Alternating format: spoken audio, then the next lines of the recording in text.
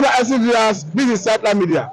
Mr. Chinedu Michael. It looks as if Nigerians are serious this time with restructuring, or rather, maybe perhaps regionalism.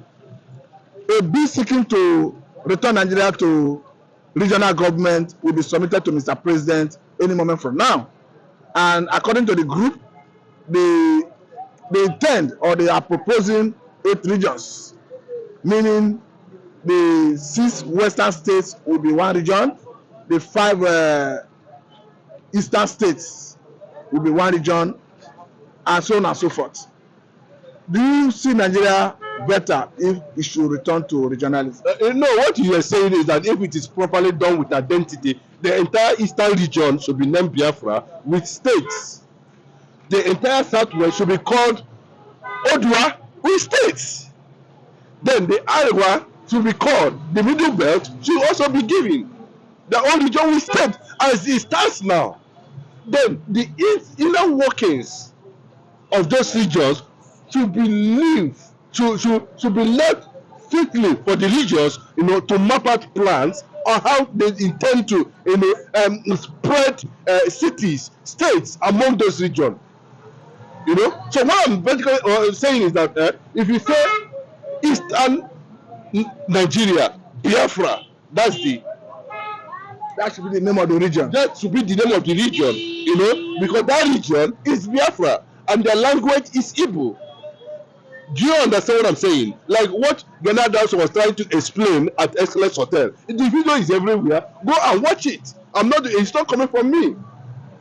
You understand? So when you look at those regions now, this is Biafra. If you don't do it, give people sense of belonging and identity, you are in for it. So when you do it that way, that the entire eastern region should be named Biafra, and they are the states as it stands now, will still be there. For your own considered opinion, when you talk about that's the type of Biafra region, when you talk about Biafra region, which area are you looking at? I mean, the current states in Nigeria. Old Eastern region. I'm talking about Old Eastern region, and that's what Ghanaian does. Them we are saying there.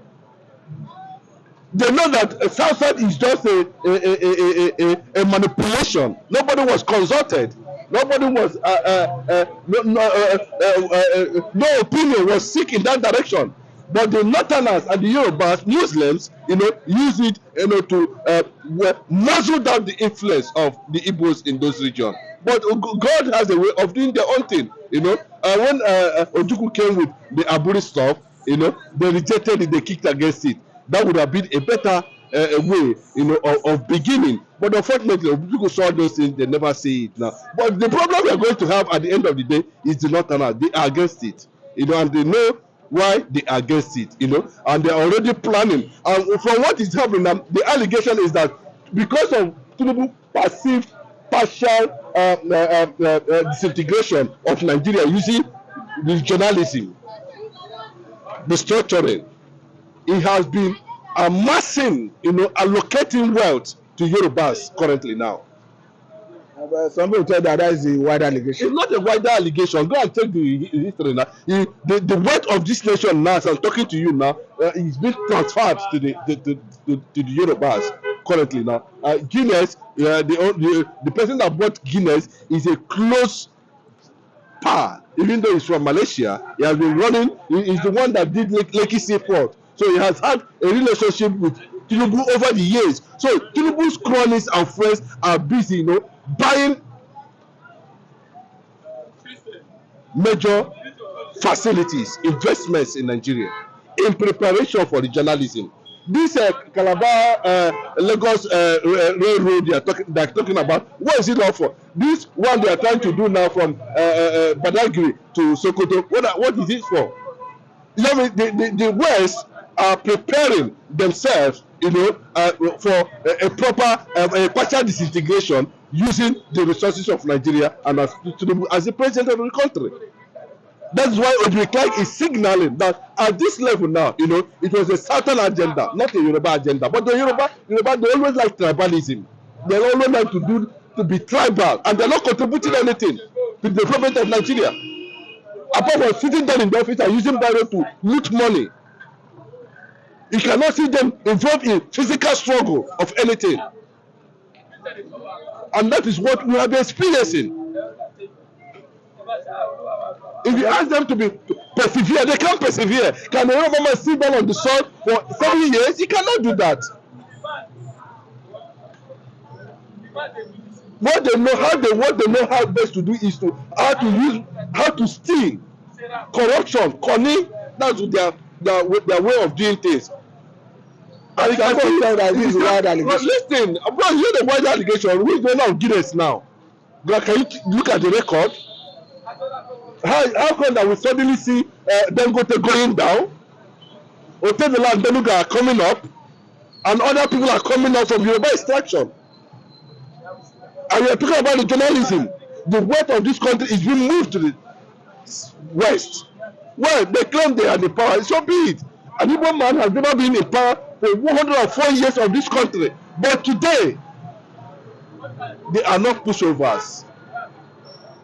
They are just quiet, because of the security challenges, that has been built around Nnamdi Kanu. That's why it looks as if, it's going to be very devastating. If anybody thinks at this point in time, that Igbos can be run down by any element, or no matter how high placed that person is. So it is clear that when we get to that point, and there's going to be a kind of resistance from the north over issue of regionalism and restructuring and the type of restructuring. For me, I've given you my own idea of restructuring. Odua region, that's the southwest, with states. Eastern region, Biafra, with states. Arewa, north. Give them, because they want caliphate. They want to practice Sharia. They want to do their own thing. They want let people be autonomous. Abi, what is wrong with that? Was it too hard? Then the Midwest should have their own. Anybody that feels that he can no longer stay in the north can come to the Biafra land. Then we teach them how we welcome people. We teach them how to build structures. We teach them how to build. And what is happening in Lagos State is intentional. That's why you see a room in Lagos State, they will tell you to pay 500,000. I think it's ordinary. It is not ordinary. Could that not be demand and supply? And a decided plan by the Southwesterners. Could that not be demand and supply playing out? What is the big demand and supply here? How many?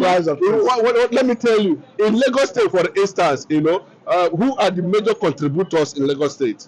That is not the issue. I'm talking about the force of demand and supply. Is there a matter about that? It has some ethnic sentiment in it.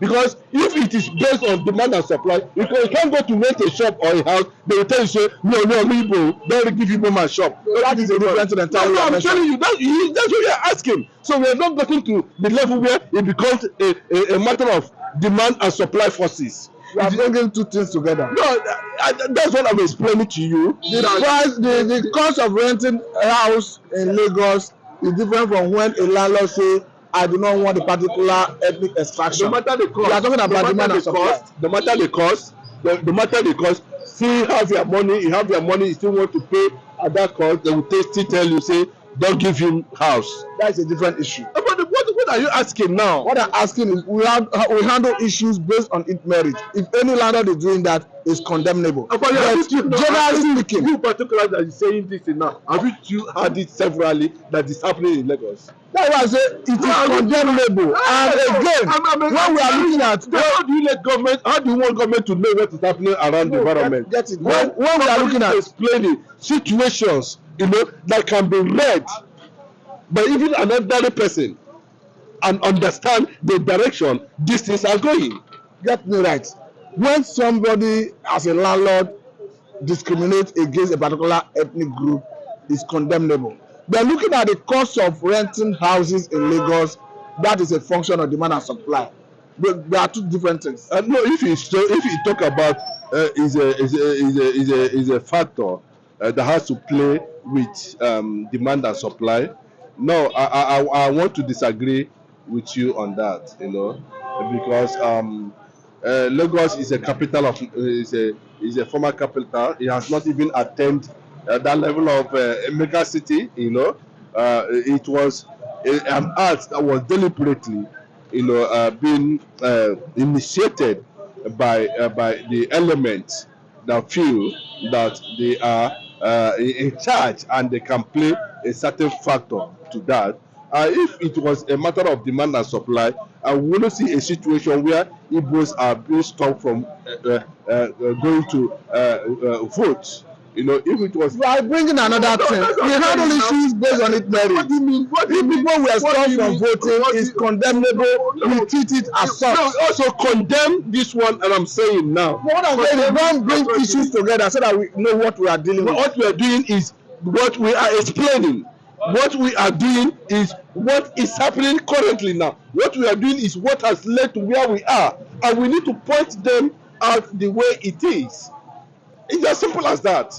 If this is an interview, that is meant to unravel issues that have led us to where we are, then we are bound by law or by omission or by commission to express it, no matter how anybody will feel about I'm not saying you should not express it, but what I'm saying is we do not want to use wrong premise to analyze or draw conclusion on another issue.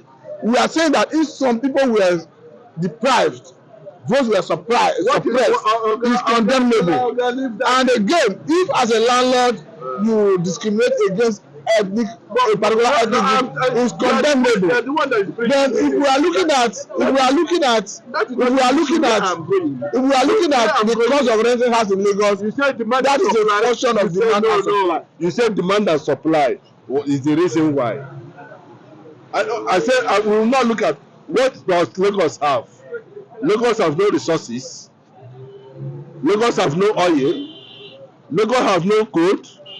Lagos have nothing that you can use that can even attract. If you permit me, Mr. Chinedu Michael, of the federal government that was, domicile in this region. if you permit me, Mr. Chinedu Michael, As organistic now, I'm telling you, if you go to Port Harcourt, if you go to other states, you still have crowd. So you can't tell me that it is a result of demand and supply. That is why people cannot afford to live in Lagos. Even Nigerians themselves, Lagosians themselves, cannot afford a room. You pay 500,000 for a room, another room, face me and face you. That was being introduced by the Yorubas. Go and check the history of face me and face you. The first people that started building face me and face you in Nigeria are Yorubas. And these things has, when they were telling you there was a meeting after the resolution, they said that they should not sell land to Igbos. They should not even allow Igbos even to rent house. So when you go to a landlord, and say this thing, how would you now equate that with the power of demand? Every other factor of demand and supply can happen in your state, it can happen in my state, it can happen also in your state. People can use it. But I'm telling you that certain things have led to where we are today, and if you feel that it's no longer relevant, that it's being played on sentiment, then I'm still ready to answer questions of that in that direction, and I have no apology. No, I think you have virtually answered the question the way you think is right. If you permit me, I think this is a good place to let you go. Don't let me go yet. Thank you very much for your time. This is Satellite Media.